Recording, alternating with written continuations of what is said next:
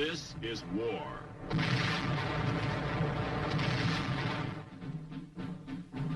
War and its masses. War and its men.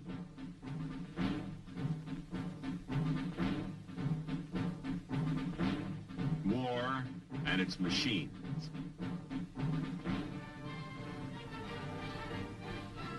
Together they form the big picture.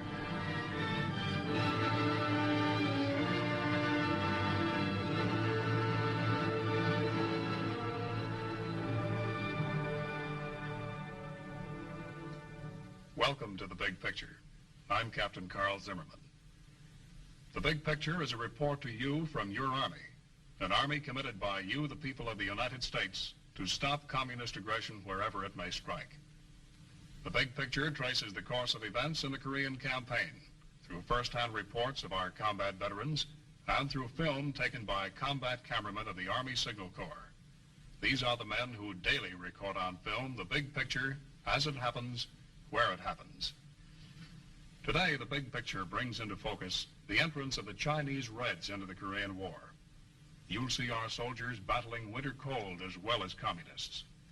You'll see how we save thousands of lives by the quick evacuation of our wounded by helicopter. And you'll see a display of weapons, the finest weapons in the world, the weapons of your United States Army. And you'll hear from Corporal Bill Carpenter and Major Joseph Donahue, who saw action with the Army Infantry in Korea. And now, let's go back to October 1950.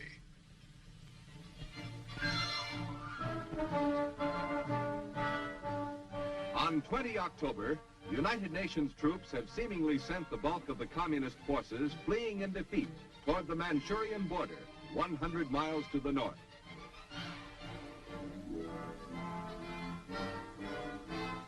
From west to east, U.S., British, and South Korean troops are pursuing the disintegrating communist forces. By 27 October, South Korean troops have reached the Manchurian border on the Yellow River near Chosan, and other UN forces have advanced against virtually no opposition.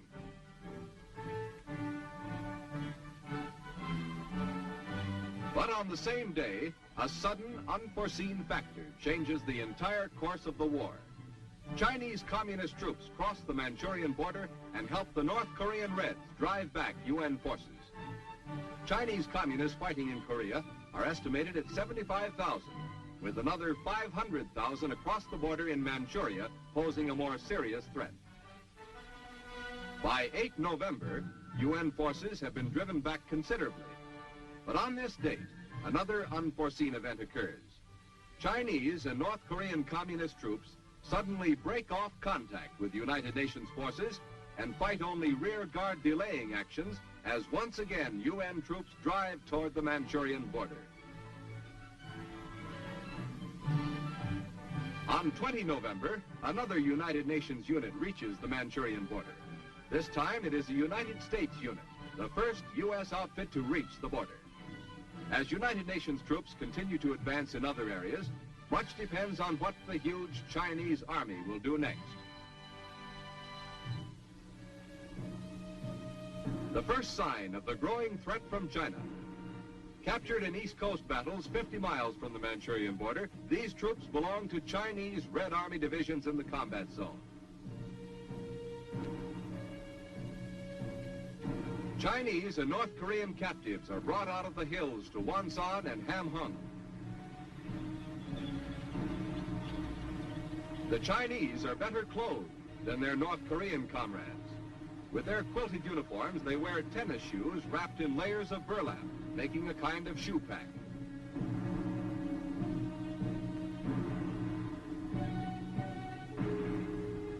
In contrast with the Chinese, the North Koreans are in rags at this stage of the war.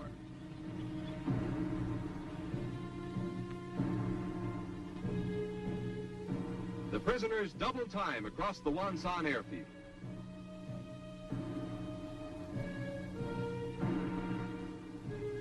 They are being marched to landing craft, which will take them to Busan. Since the beginning of the war, the North Koreans have suffered 460,000 casualties, including the dead, wounded, and captured. 130,000 Red prisoners have been taken at this time. 2 women are in this group. Prisoners of the UN are treated in strict compliance with international law.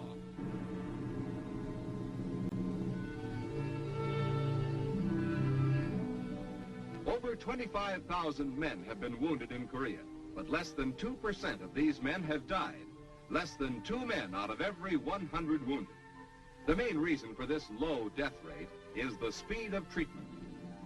This is a battalion aid station, first stop in a wounded man's swift journey through the echelons of medical aid.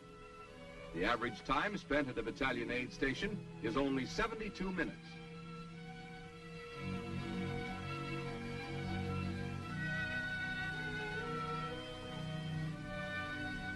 Many types of transportation are used in evacuation to the next echelon, the regimental collecting station. Specially equipped jeeps are used in rough terrain near the front. But if the roads are serviceable, ambulances may be used.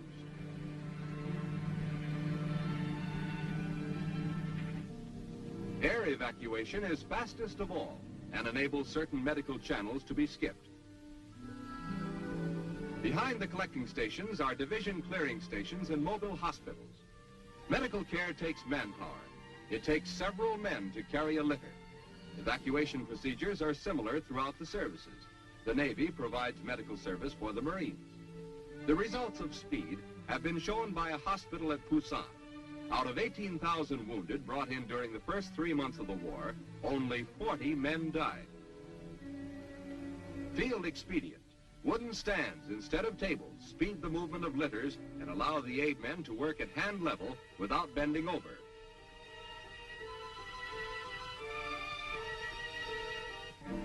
There is nothing fancy about these hospitals. They are there to save lives. The death rate of wounded in World War I was 8%. In World War II, it was 4.5%. Korea's approximate 2% death rate is a milestone in military medicine. Many casualties are evacuated by air to Japan. In a parachute drop, such as the 4,000-man jump north of Pyongyang in October, the parachutists' own medics jump with them. They carry enough medical supplies to last until contact is made with friendly forces. But even before contact is made, the injured may be evacuated from the drop zone by air. Helicopters with specially constructed containers carry the wounded out.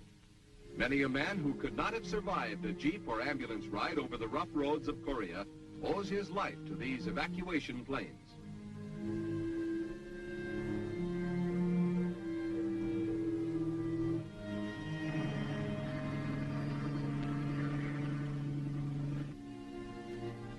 Japan is the next stop from the hospitals in Korea. Japan is only an hour and a half away from Korea by plane, but less than half of the incoming wounded remain here. The rest are moved on to the United States. Many men wounded at the front lines in Korea have found themselves back in the United States 3 days later.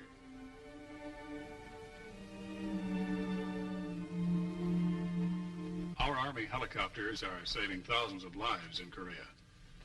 Corporal William Carpenter of the Army 7th Division is with us to tell us a little about them. Bill, you saw a good deal of the helicopters, didn't you? Yes, I did. First time I seen a helicopter evacuation was up in North Korea when my buddy got hit. Well, it so happens I helped bring another wounded person down off the hill to the aid station, and while I was down at the aid station, I met my buddy. The helicopter had come in, and they were getting ready to put my buddy on the helicopter. Well, when they put him on, he asked the pilot whether or not he was going to get air in there. And the pilot told him that he was going to have fresh air and heat. Mm-hmm. They jog him around, did he? No, sir, it didn't. Good smooth ride back to medical aid, huh? Yes, sir. Well, now, you were with the 7th Division, Bill, and the drive north. That went pretty rapidly, and then about the middle of November, something happened. What was that? Well, sir, that was the whole change of the war. The Chinese had jumped in, And at that time, we were in reserve. We didn't know much about it. But about a week later, we had our first encounter with them. At that time, we found out that the Chinese were better trained, they were smarter in their tactics, they had better firepower than the North Koreans. Better soldiers all around, huh? Yes, sir, they were. Well, you saw a lot of winter weather in Korea, Bill. How were you able to keep warm? Well, most of the time we were on the move, and we kept warm that way, but after we stopped, we tried building fires until it was dark. After dark, we'd climb in our sleeping bags, and that's the way we keep warm. Mm-hmm. Keep dressed in those sleeping bags, ready for any attack? Yes, sir, we kept our clothes on all the time. Uh-huh. Well, how about our weapons in this extreme cold weather, Bill? Well, our automatic weapons, they get froze up quite a bit during the winter time, so you have to keep working them most of the time at nighttime. But our M1 was always there when we needed it. You like that M1 pretty well, Bill? Yes, sir, I do. Mm-hmm. Well, if we must build weapons for war, Bill, let's build the best. And our Army Ordnance, our American industry and labor are doing just that.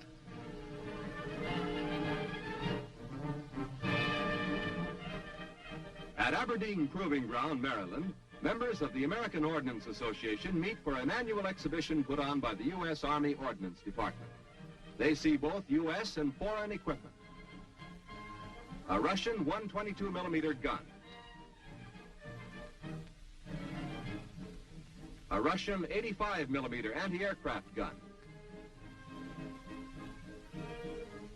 A Russian 152 millimeter howitzer.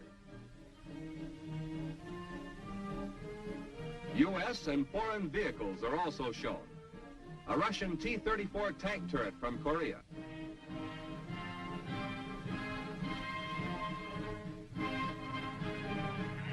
A U.S. M-26 tank, waterproofed and equipped with a snorkel breathing device for use in boarding operations and landings.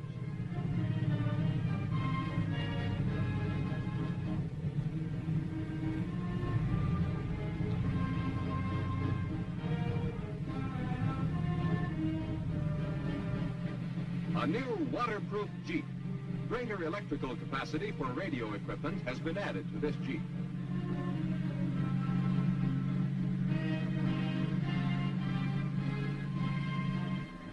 A new 6x6 2.5-ton truck is equipped with a snorkel breather and waterproofing.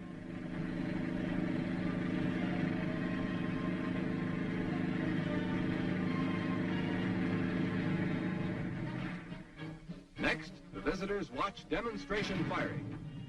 Recoilless rifles give the infantry artillery firepower.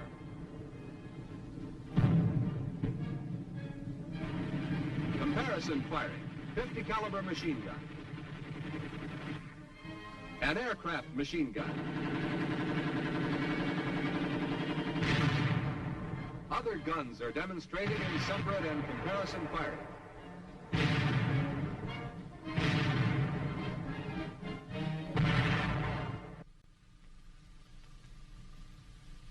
Those are the weapons and machines of your United States Army. Now let's talk about the men who use those weapons and machines. The men of the infantry.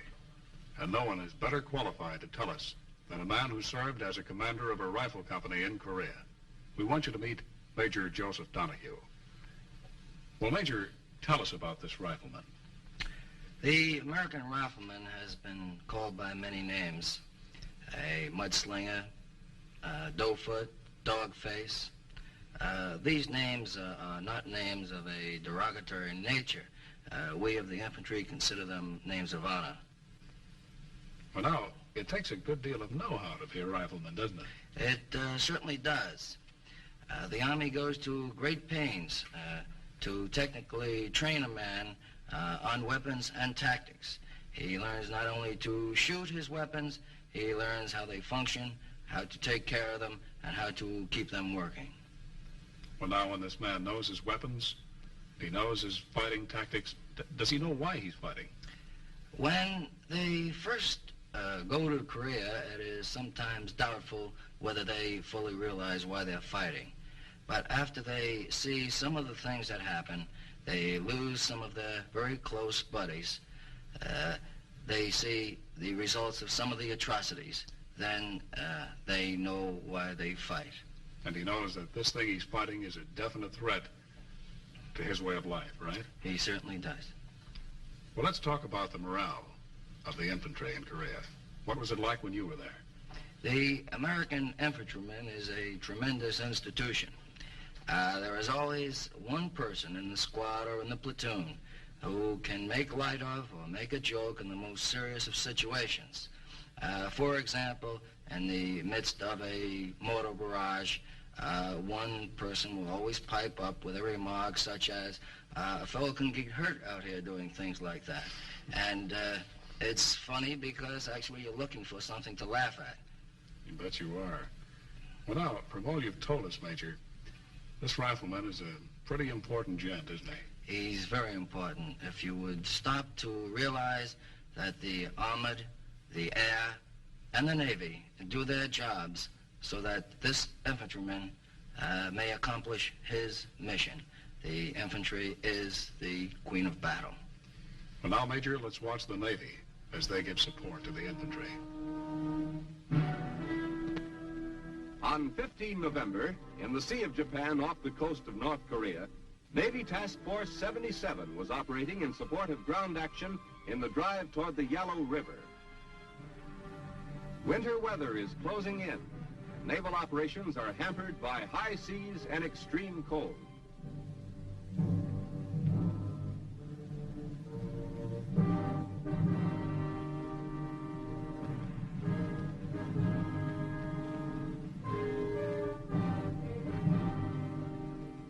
The aircraft carrier Philippine Sea receives ammunition, mail, and other supplies hauled across open water in a cargo net.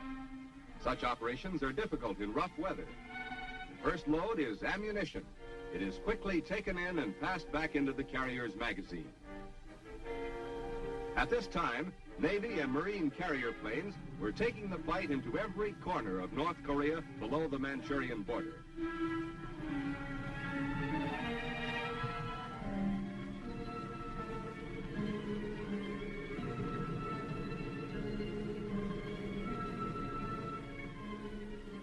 Carriers were also in operation on the west coast of Korea. On both coasts, the Navy's task of mine sweeping was continuing. During the resupply operations, the Philippine Sea is hit by a snowstorm. Despite the weather, a tanker comes alongside and refueling gets underway. As refueling and the transfer of supplies continue, the seas get higher and higher, and the storm becomes a veritable blizzard. This is not an unusually heavy storm. It is typical winter weather in the northern Sea of Japan.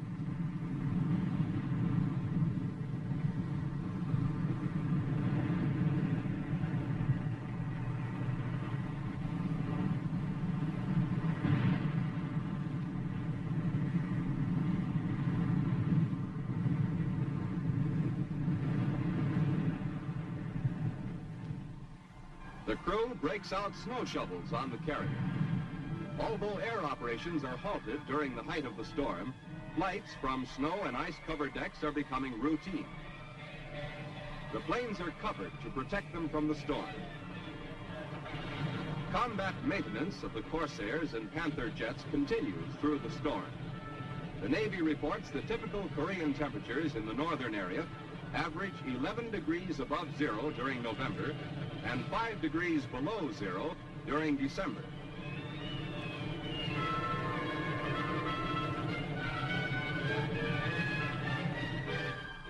A more familiar kind of winter combat starts on the carrier deck.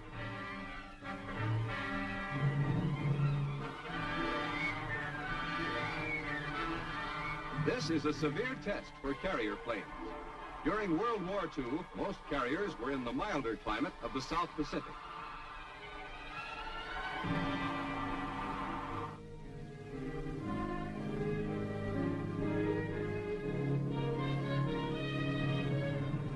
At Hagerstown, Maryland, the U.S. Air Force demonstrates its latest cargo plane.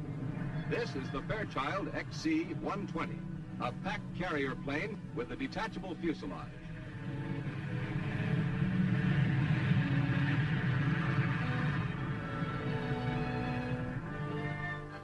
Doors are designed like clamshells.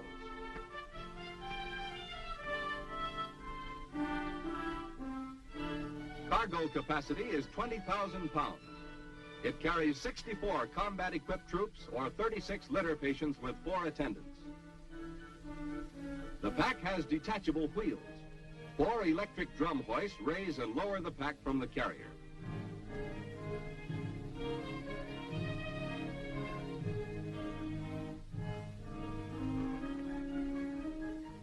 A central control operates the release and locking mechanism, and the pack lowers to its own wheels. Then the hoist lines are detached.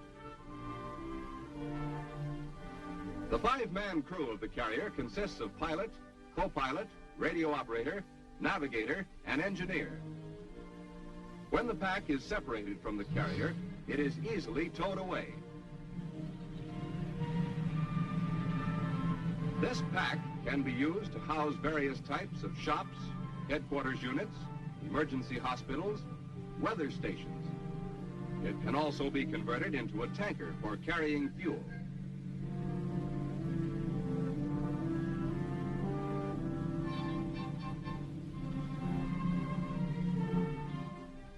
Wall socket connections lock the pack to the carrier. A rubber tubing seals pack to carrier by compressed air.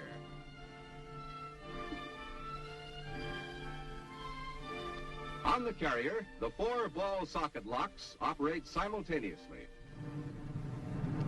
The carrier is powered by 2 Pratt & Whitney engines with reversible pitch propellers. The maximum speed is 250 miles per hour. The ceiling is 25,000 feet.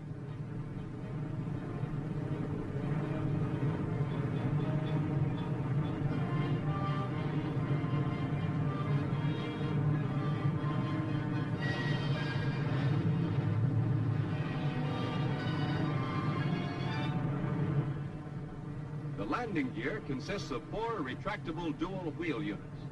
It's electrically operated, and the main or rear wheels have brakes.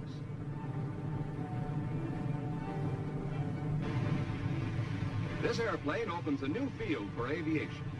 The cargo pack is to aircraft what the trailer is to highway trucks.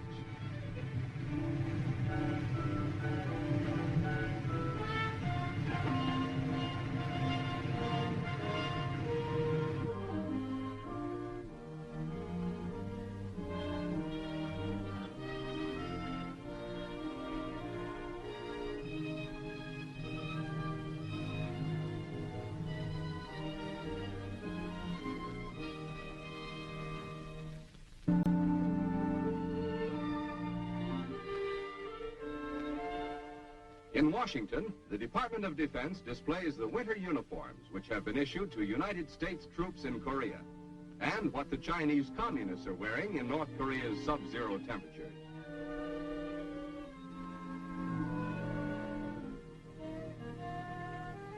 A captured quilted uniform is compared with the U.S. winter uniform. Unlike the Chinese, the U.S. cold weather uniforms are designed on the principle that the best protection against cold is several layers of clothing. In North Korea, U.S. troops are fighting in one of the coldest battle areas in U.S. history.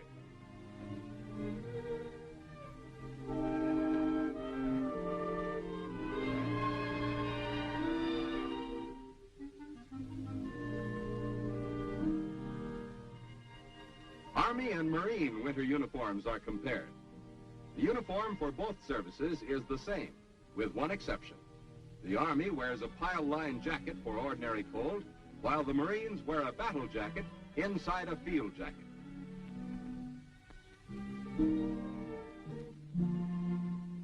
Wet and dry cold weather equipment, which has been sent to U.S. troops in North Korea, is the end result of much practical experimentation, such as the exercise Sweetbriar cold weather maneuvers held in Alaska in February 1950. With icy winds blowing down from Manchuria, bringing snow and sleet storms, our troops are fighting in almost Arctic conditions. Two types of cold weather boots have been designed. Rubber shoe packs for wet cold, felt line for dry cold. Importance of winter clothing in North Korea was emphasized when some units outdistanced their supply lines, went without full cold weather equipment for a few days. Basic and innermost layer of the U.S. cold weather uniform is long woolen underwear. Over these are worn two pairs of trousers, a flannel shirt, a high-necked sweater, a jacket, and in extreme cold, a pile-lined parka. There are two types of mittens. The regular mittens have a trigger finger.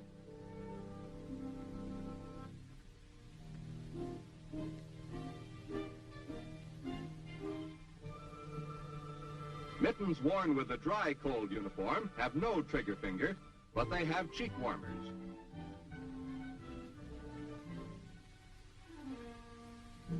Following the separate layer principle, 3 pairs of socks are worn, each pair being successively larger, with the boots large enough to take 3 pair comfortably.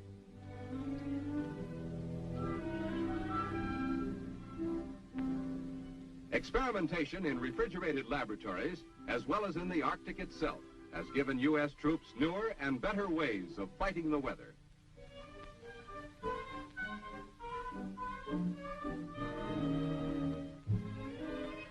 In this parka, with fur-rimmed hood, the U.S. fighting man is equipped to endure the coldest weather.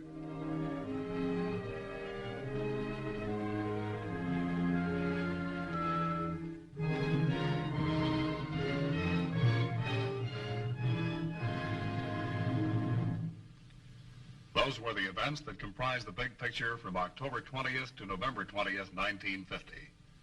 Our thanks to Major Joseph Donahue and Corporal Bill Carpenter for being with us.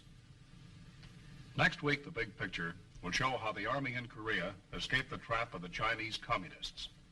You'll see how we made the enemy pay dearly for every inch of ground gain. You'll see the Army's 7th Infantry Division on the Manchurian border, our troops celebrating Thanksgiving Day along the Yalu River, the evacuation of the Hungnam beachhead. And you'll hear from another Korean veteran, an Army soldier who saw, as it happened, a part of the big picture. This is Captain Carl Zimmerman inviting you to be with us then.